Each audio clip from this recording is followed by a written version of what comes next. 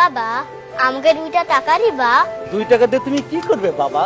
Ice cream খাবো। Ice cream খাবা? ঠিক আছে, এই নাও বাবা।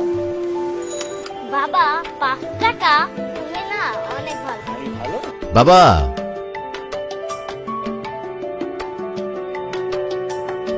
বলো বাবা। তোর কাছে 100টা টাকা হবে? হঠাৎ কেমন জানি একটা অদ্ভুত অনুভূতি হলো। বাবার দিকে তাকিয়ে মনে পড়ে গেল সেই ক্লাস 2-র একটি কথা।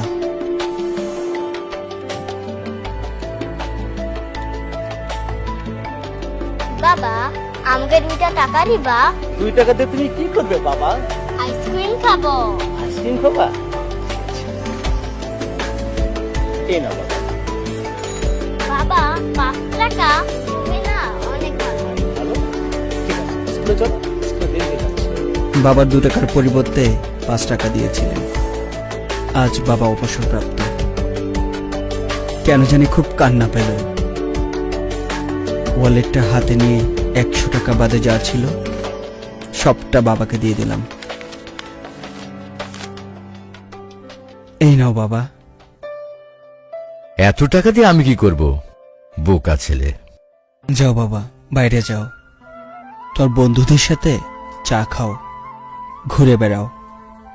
আমি অফিস গেলাম বলে এই উল্টো করে হাঁটা শুরু করলাম, নিজের চোখের পানি লুকাতে। আপনজনের জন্য সময় মতো কিছু করতে না পারলে কিসের চাকরি, কিসের ব্যবসা, এসব দিয়ে কি হবে? কিসের প্রাচুর্য? সবই তো ক্ষণস্থায়ী। আমি মনে করি আমার বলে কিছুই নেই, সব সাময়িকভাবে আমাকে ব্যবহারের সুযোগ দিয়েছেন উপরওয়ালা। সবকিছুই ঠিকঠাক রয়ে যায়, থাকে না শুধু মানুষগুলো।